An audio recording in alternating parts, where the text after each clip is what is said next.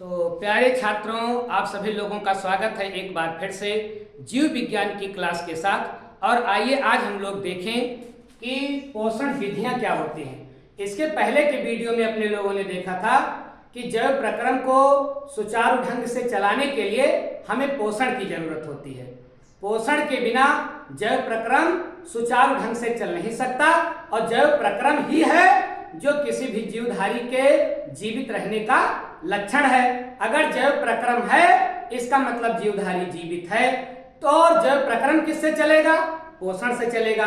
तो आओ हम लोग विचार करें कि दुनिया में जो इतने प्रकार के जीवधारी हैं, इनके पोषण प्राप्त करने की क्या एक ही विधि है कि अलग अलग विधि है? ये जीवधारी अपना भोजन कैसे प्राप्त करते हैं?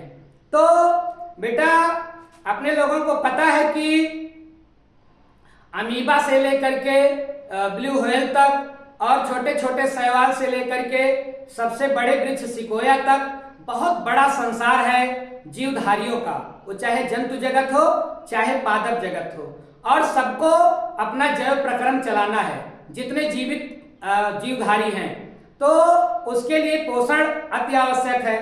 तो पोषण ये कैसे प्राप्त करते हैं? वो चाहे पौधा हो चाहे जंतु हो, ये अपना पोषण कैसे प्राप्त करते हैं? आइए इसी प्रश्न का जवाब खोजने का हम लोग आज प्रयास करते हैं।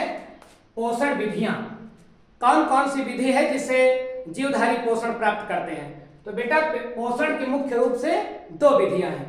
एक तो है स्वपोषी और दूसरा है परपोषी। इसको दोनों को पहले समझ ले, फिर तीसरे की चर्चा करेंगे।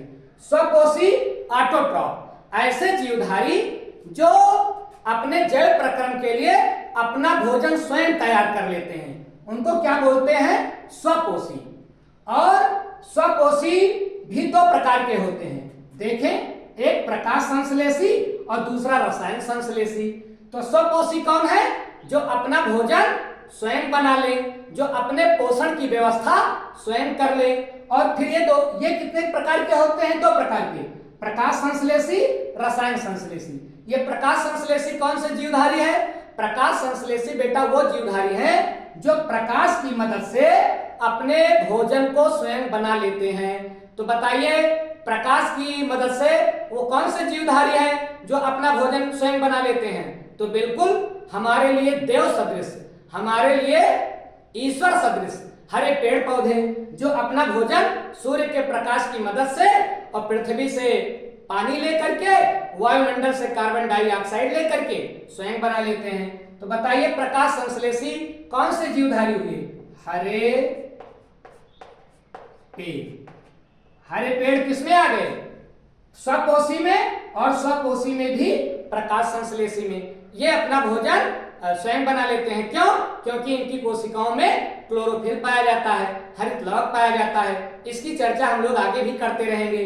और दूसरा देखें, दूसरा स्वपोषी का कौन सा प्रकार है बेटा? रसायन संश्लेषी। रसायन संश्लेषी वो जीवधारी होते हैं जो अकार्बनिक पदार्थों के ऑक्सीकरण से ऊर्जा प्राप्त कर लेते हैं अपने जैव प्रक्रम के लिए। किससे ऊर्जा प्राप्त कर लेते हैं? अकार्बनिक पदार्थों के ऑक्सीकरण से। तो इसमें कौन आएंगे? इसमें कुछ जीवाणु आएंगे। कौन कौन से जीवाणु? जैसे सल्फर बैक्टीरिया, नाइट्रेट बैक्टीरिया, ये सब ऐसे सूक्ष्म जीव हैं जो अकार्बनिक पदार्थों से अपना भोजन स्वयं बना लेते हैं, उसके ऑक्सीकरण से ऊर्जा प्राप्त कर लेते हैं और अपना पोषण कर लेते हैं। तो बेटा, स्वपोषी कौन है? जो अपना भोजन स्वयं बना ले, अपने पोषण की व्यवस्था स्वयं कर ले। और ये दो किस्म के हो गए। जरा दूसरा देखें, परपोषी, हेट्रोट्रॉफिक। ये हेट्रोट्रॉफिक क्या होते हैं?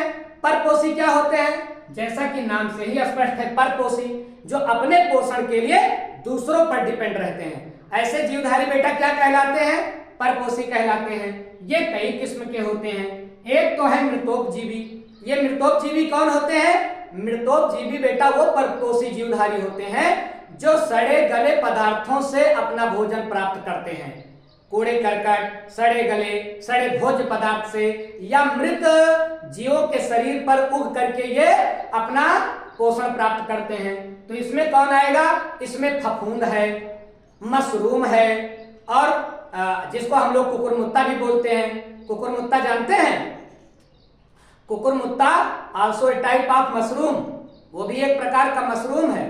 लेकिन अगर आप कुकुरमुत्ता कह दो, तो अगर कुकुरमुत्ता कह करके दुकानदार बेचे तो कोई नहीं खरीदेगा, क्योंकि हमारा देश जो है ऐसा विचित्र है कि नाम बदल देने से ये उसके गुण को भी बदल देता है। मशरूम कहेंगे तो मामला इसका मतलब वीआईपी है, और कुकुरमुत्ता कह दे तो इसका मतलब मामला थोड़ा काफी डाउन है। तो कुकुरमुत्ता क्या है?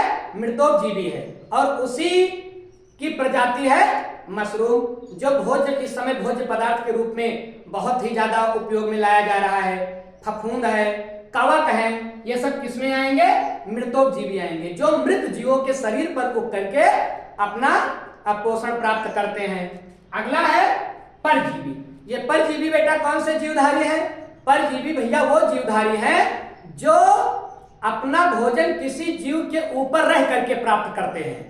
ये मृतोपजीवी थे, मृत जीवों से अपना पोषण प्राप्त करते थे, और ये परजीवी मतलब जीवित प्राणियों के ऊपर ही रहेंगे। जैसे जू कहाँ रहता है?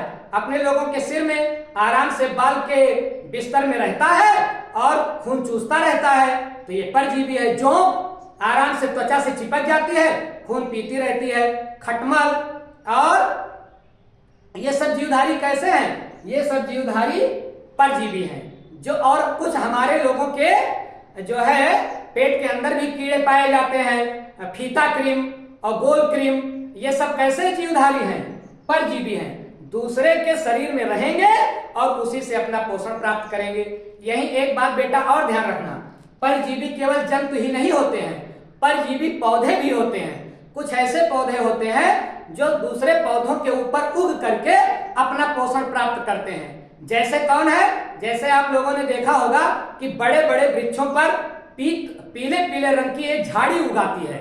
उसके पास हरित लवक नहीं होता है, वो अपना भोजन स्वयं नहीं बना पाता है, लेकिन वो जिस पौधे के ऊपर उगता है उसी से पोषण प्राप्त करता है। तो ऐसे पौधों को हम परजीवी पौधा कहते हैं। जैसे अमरबेल का नाम आपने सुना होगा, तो अमरबेल कैसा पौधा है? परजीवी पौधा है। और जू कैसा जीव है? परजीवी जंतु है। खटमल परजीवी जंतु है। जोंक परजीवी जंतु है, लेकिन अमरबेल परजीवी पौधा है। आज्ञा एक पौधा होता है, वो भी क्या है? परजीवी पौधा है। तो परजीवी कौन होते हैं? परजीवी वो होते हैं जो अपना पोषण किसी जीवित प्राणी के शरीर में रह करके प्राप्त करते हैं। तो ये परपोषी का एक प्रकार परजीवी हो गया। और अगला देखिए बेटा, अगला है प्राणी संभोजी। इसको बोलते हैं होलोजोई। क्या बोलते हैं? होलोजोई, प्राणी संभोजी। जरा देखिए नाम क्या कह रहा है इसमें बेटा। वो जीवधारी आएंगे जो प्राणी सम अपने बराबर को ही भोजन बना ले, मतलब प्राणी प्राणी को ही खा ले। किसी विद्वान ने लिखा है ना, जीव जीव ही आहार। छोटी मछली को बड़ी मछली खाती है, छोटे छोटे कीड़ों को बड़ा कीड़ा खाता है, तो वो किस में आएंगे? प्राणी संभोजी में आएंगे। तो प्राणी संभोजी अर्थात होलोजोई कितने प्रकार में बांटा जा सकता है? 3 प्रकार में। शाकाहारी, इसमें वो जीव आएंगे जो साग सब्जी खाते हैं, हरे पेड़ पौधों को खाते हैं, अन्न को खाते हैं। इसमें कौन कौन आएंगे? इसमें भेड़, बकरी, गाय, भैंस, हाथी, ये सब किसमें आएंगे? शाकाहारी में आएंगे। ये केवल अन्न खाएंगे, हरे पेड़ पौधों को खाएंगे। दूसरा इसको बोलते हैं हर्बीवोरस। क्या बोलते हैं? हर्बीवोरस। इसको जरा देखिए मांसाहारी। मांसाहारी में कौन जीवधारी आते हैं? वो जीवधारी आते हैं जो मांस खाते हैं। शाकाहारी में जो हरे पेड़ पौधों को खाते हैं, लेकिन मांसाहारी में वो जीव आते हैं कि जो अपना पोषण मांस से प्राप्त करते हैं, अर्थात दूसरे जीवधारी को मार करके खा करके अपना पोषण प्राप्त करते हैं। इसमें कौन आएंगे? भेड़िया है, शेर है, चीता है, सांप है, ये क्या खाएंगे? ये मांस को खाएंगे। तो बेटा इनमें कौन सा पोषण होगा? ये प्राणी संभोजी पोषण होगा, और ये मांसाहारी कहलाएंगे। इसको हम बोलते हैं कार्निवोरस। आगे देखें सर्वाहारी। सर्वाहारी क्या है? सर्वाहारी को हम कहते हैं ओमनीवोरस। ओमनीवोरस बेटा वो जीवधारी होते हैं जो सर्वाहारी, सर्वाहारी, सर्व आहारी, जो सब कुछ खा ले। ऐसे जीवधारी जो हरे पेड़ पौधों को भी खा ले और मांस को भी खा ले, जरूरत पड़ने पर अपने पोषण के लिए। तो ये क्या कहलाएंगे? सर्वाहारी। इसमें हम लोगों का स्थान नंबर 1 पर है। तो इसमें मनुष्य है, कुत्ता है, बिल्ली है, कौवा है, ये सब किसमें आएंगे? सर्वाहारी या ओमनिवोरस में आएंगे। तो पोषण की ये जो सर्वाहारी हैं ये किसमें आएंगे? प्राणी समभोजी में आएंगे और परपोषी में आएंगे। अगला तो इतना आप समझ गए, स्वपोषी, परपोषी। जो अपना पोषण स्वयं बना ले, अपना भोजन स्वयं बना ले, स्वपोषी, और जो अपना भोजन स्वयं न बना सके, परपोषी। सर्वाहारी अभी अभी अपने लोगों ने देखा, जो सब कुछ खा ले, मनुष्य इसमें आएगा। मनुष्य तो इतना विचित्र प्राणी है, मुझे लगता है प्रकृति में इससे ज्यादा विचित्र प्राणी तो कोई बना नहीं है। मनुष्य साग पात भी खाएगा, काम नहीं चलेगा तो मांस खाएगा, और मुझे तो लगता है कि काम ना चले इसका तो आदमी आदमी को ही खा जाए। इतना वंडरफुल प्राणी है ये मनुष्य, प्रकृति की सबसे अद्वितीय कृति, अनोखी कृति। क्या क्या न खा डाले ये। और सबसे बड़ी बात यह है कि ये मजबूरी में नहीं खाते, बल्कि इंजॉय में मांस का भक्षण करते हैं। तो ईश्वर ने इनको भी क्या विचित्र बनाया है। तो सर्वाहारी में नंबर 1 पर कौन आएगा? मनुष्य आएगा। और आगे बेटा एक और देख ले पोषण विधियों में, एक होता है सहजीवन। अच्छा, एक बात यही और ध्यान रख ले कि मांसाहारी में बेटा केवल जो है जंतु ही नहीं आते, कुछ मांसाहारी पौधे भी होते हैं। इसको भी आप ध्यान रखेंगे। मांसाहारी पौधे कौन से पौधे होते हैं? मांसाहारी पौधे बेटा वो पौधे होते हैं जो प्रकाश संश्लेषण की क्रिया तो करते हैं, लेकिन ये ऐसे स्थानों पर उगते हैं जहां पर नाइट्रोजन की कमी होती है। तो नाइट्रोजन की कमी को पूरा करने के लिए ये जो मांसाहारी पेड़ पौधे हैं ये जंतुओं को खाते हैं, छोटे छोटे कीटों को खाते हैं। इसका प्यारा सा उदाहरण क्या होगा? घटपर्णी नाम आपने सुना है। ये घड़े के आकार का होता है और इसके ऊपर एक ढक्कन लगा रहता है। ये इसका ढक्कन खुला रहता है, तब तक ये देखता रहता है टुकुर टुकुर कि कोई कीट आए और मैं बंद हो जाऊं। जैसे कोई कीट, यहां तक कि जो है मेढक जैसे बड़े जीव भी अगर इसके घड़े में प्रवेश कर गए, तुरंत इसका ढक्कन क्लोज, ढक्कन बंद हो जाता है। फिर धीरे धीरे उस जंतु के शरीर को ये अवशोषित कर लेते हैं और नाइट्रोजन की पूर्ति कर लेते हैं। तो ऐसे पौधे कहाँ उगते हैं? जहां नाइट्रोजन की कमी होती है। तो इसका प्यारा उदाहरण क्या होगा? मांसाहारी पौधे का। मांसाहारी जंतु तो अपने लोगों ने पढ़ ही लिया। मांसाहारी पौधों का उदाहरण क्या होगा? घटपर्णी, ड्रोसेरा। ड्रोसेरा एक पौधा होता है, ऐसे वो कांटे की तरह, सूरजमुखी की तरह वो फैला रहता है, और जैसे कोई जीव उसके ऊपर आता है तुरंत ऐसे बंद हो जाता है और उस जीव को पचा डालता है, अवशोषित कर लेता है। तो बेटा मांसाहारी पौधे भी होते हैं जैसे घटपर्णी और ड्रोसेरा। चलो आगे देखें। एक जो है पोषण की विधि है सहजीवन, सिम्बायोटिक। ये कैसा पोषण है? ये बेटा ऐसा पोषण है जिसमें दो जीवधारी साथ साथ मिल करके अपना जीवन चलाते हैं। एक जीवधारी दूसरे जीवधारी की मदद करता है और दूसरा जीवधारी पहले जीवधारी की मदद करता है। इसका सबसे अच्छा उदाहरण बेटा क्या है? लाइकेन। क्या है इसका सबसे अच्छा उदाहरण? लाइकेन। लाइकेन में दो जीवधारी होते हैं, एक होता है शैवाल और दूसरा होता है कवक। एक होता है शैवाल, दूसरा होता है कवक। शैवाल क्या करता है? शैवाल हरा होता है, ये प्रकाश संश्लेषण की क्रिया करता है, भोजन बनाता है। और कवक क्या करता है? शैवाल कवक के ऊपर उगता है और कवक मिट्टी से संपर्क में रहता है। कवक क्या करता है? शैवाल को रहने के लिए आश्रय देता है अपने ऊपर और पृथ्वी से पानी को अवशोषित करता है।